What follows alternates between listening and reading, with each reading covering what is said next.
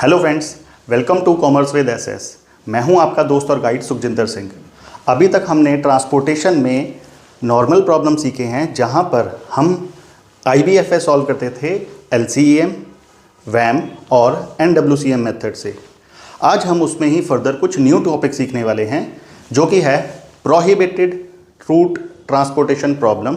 I am repeating, prohibited और restricted route problems. तो ये क्या होता है, इसको समझने के लिए हम एक एग्जांपल देखते हैं। सपोज करो 2 डिफरेंट सप्लायर्स हैं, जिनसे हम अपनी फैक्ट्री और प्लांट के लिए सप्लाईज लेने वाले हैं। तो सप्लायर का नेम हमने यहाँ पे लिखा है A और B, जो हमें गिवन है रो वाइज।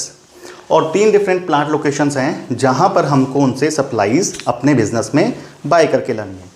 तो वो है हमारा plant location X, Y and Z। और दोनों ही वे में हमें रो एंड कॉलम वाइज जो रिक्वायरमेंट्स और अवेलेबिलिटी है, जो हमारे रिसोर्सेज हैं, उनका टोटल्स भी गिवन है। तो स्टूडेंट्स रिकॉल करो, अभी तक हमने क्या सीखा था। हमें फर्स्ट ऑफ ऑल जो रिक्वायरमेंट है और अवेलेबिलिटी है, मींस रोज और कॉलम, इनके टोटल्स को मैच करना है। अगर टोटल मैच कर रहा है तो वो है balanced transportation problem. In case अगर आपका रो और कॉलम्स का जो टोटल है वो फुलफिल नहीं हो रहा है, इक्वल नहीं है, then it is unbalanced transportation problem. तो लेट्स चेक। अवेलेबिलिटी में मेरे पास है 45 एंड 35, इट मीन्स 80। और रिक्वायरमेंट में मुझे गिवन है 100, 50 + 25 + 25। तो इट मीन्स मेरा जो कॉलम्स का टोटल है वो है 100 और जो रोज़ का टोटल है सप्लायर वाइज वो है 80। अब ये तो अनइक्वल है, तो इस केस को हम बोलेंगे अनबैलेंस्ड ट्रांसपोर्टेशन प्रॉब्लम। तो यहाँ पर हमें क्या करना है, हमें एक डमी इंट्रोड्यूस करना है। ये डमी क्या है? डमी मीन्स आपके जो सेल वैल्यूज़ होंगे वो होंगे ज़ीरोज़। मीन्स एलोकेशन में इनकी कोई इंपॉर्टेंस नहीं है, बिकॉज जब हम किसी सेल वैल्यू में एलोकेशन करते हैं और उसको मल्टीप्लाई करते हैं तो हमारी आती है ट्रांसपोर्टेशन कॉस्ट। बट अगर आप ज़ीरो के साथ एलोकेशन कर रहे हो तो it means 0 × any number is 0। तो डमी इंट्रोड्यूस करने का जो हमारा पर्पज़ है वो है कि हमारा रो और कॉलम, इनका जो टोटल है वो क्या हो, इक्वल। तो 2 सप्लायर्स हमारे पास ऑलरेडी हैं। अगर हम एक डमी इंट्रोड्यूस कर रहे हैं तो हम उसका एक अलग से नेम दे रहे हैं, लेट्स से C। तो ये हमारे हो गए कुछ suppliers A, B and C। और यहाँ पर हमारे पास हैं plant locations X, Y and Z। अब हमें क्या करना है, हमें इस अनबैलेंस्ड जो ट्रांसपोर्टेशन प्रॉब्लम थी उसको इक्वल करने के लिए डमी की जो अवेलेबिलिटी है उसे फिल करना है। अब ये नंबर मैंने कैसे फिल किया, 45 + 35 इज़ 80 और कॉलम्स का मेरा टोटल है 100। सो 100 - 80, बैलेंसिंग फिगर हमारे पास आ गया है डमी। अब हम देखते हैं नेक्स्ट स्टेप। सो डमी इंट्रोड्यूस करने के बाद हमारा जो टोटल्स है वो मैच हो चुका है। नेक्स्ट स्टेप क्या है, हमें यहाँ पे अप्लाई करना है आइदर ऑफ WAM, NWCM और LCEM। बट ट्रांसपोर्टेशन के लिए अगर हम बात करें, जब IBFS कैलकुलेट करना है तो बेस्ट मेथड है हमारे पास WAM। नेक्स्ट बात, ये एक रिस्ट्रिक्टेड या प्रोहिबिटेड प्रॉब्लम है। वो कैसे?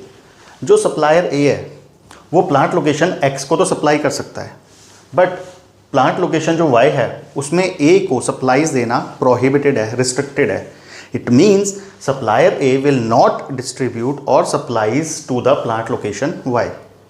इन द सेम वे जो सप्लायर B है वो Y एंड Z को तो सप्लाईज दे सकता है, बट रिस्ट्रिक्ट किया गया है किसके लिए, प्लांट लोकेशन X के लिए। तो इस टाइप के प्रॉब्लम को हम बोलते हैं प्रोहिबिटेड और रिस्ट्रिक्टेड रूट प्रॉब्लम, जहाँ पर किसी एक रो और कॉलम में एलोकेशन करना पॉसिबल ना हो।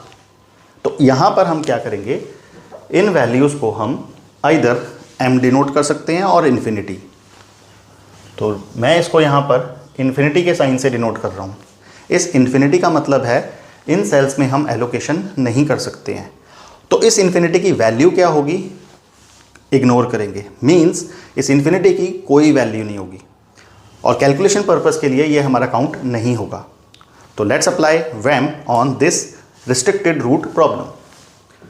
वैम के लिए हमारे स्टेप्स क्या थे, हम करते हैं पेनल्टीज़ कैलकुलेट, और पेनल्टीज़ कैलकुलेट करने के लिए हमें चाहिए 2 लीस्ट नंबर। तो यहाँ पर अगर मैं इस रो में बात करूँ, मेरे पास 2 नंबर्स हैं 9 एंड 5, बिकॉज इन्फिनिटी क्या होगा, ignore. So 9 and 5 penalty is 4, 7 and 6 penalty is 1, and यहाँ पे मेरे पास है 0। इन द सेम वे हम कॉलम्स में पेनल्टीज़ कैलकुलेट करेंगे 9 and 0, because infinity column wise क्या होगा, ignore. So 9, 7 and 0, 7, 0 and 5, 5. Among all the penalties, we are required to select the highest number. इन सब में से जो हाईएस्ट नंबर है उससे हमें रूट में हमारे एंट्री लेनी है, सेल में एंट्री लेनी है।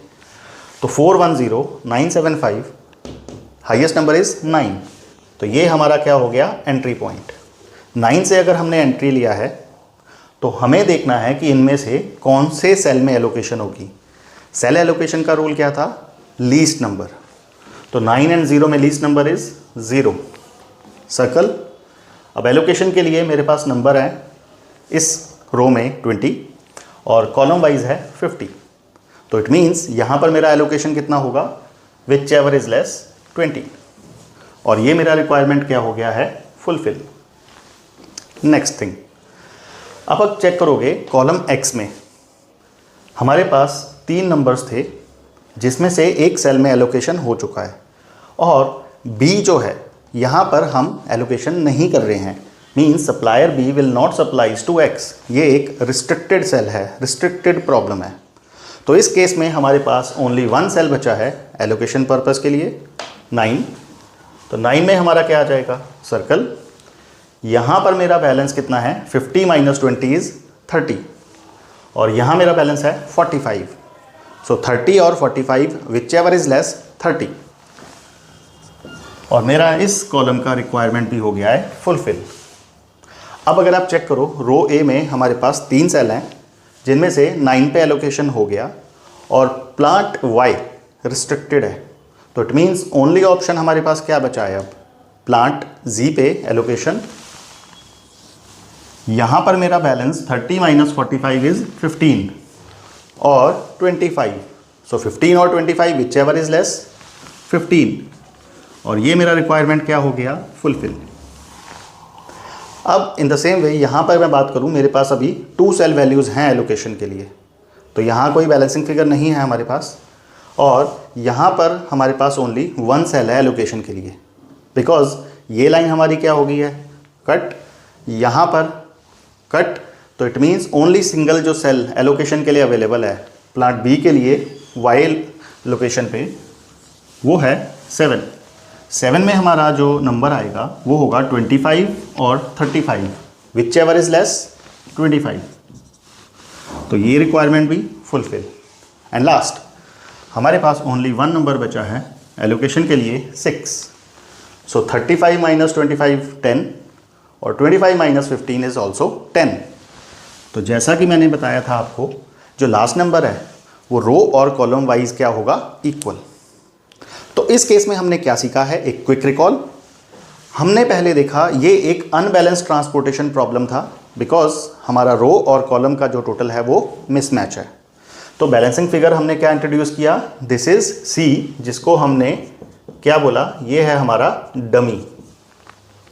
डमी इंट्रोड्यूस करने के बाद हमारे रिक्वायरमेंट फुलफिल हो गई, और उसके बाद हमने देखा कि कुछ सेल्स प्रोहिबिटेड है। प्रोहिबिटेड मीन्स रिस्ट्रिक्टेड, तो वहाँ पे हमने साइन यूज़ किया इन्फिनिटी। इन्फिनिटी साइन यूज़ करने के बाद हमने यहाँ पे अप्लाई किया वैम मेथड, और वैम अप्लाई करने के बाद जो हमारा सॉल्यूशन ऑब्टेन हो रहा है लास्ट ट्रांसपोर्टेशन कॉस्ट, वो कॉस्ट हमारे पास क्या होने वाला है, 9 × 30 इज़ 270, 5 × 15 75, 7 × 25 175, एंड 6 × 10 60। सो ये हमारा टोटल होगा 580।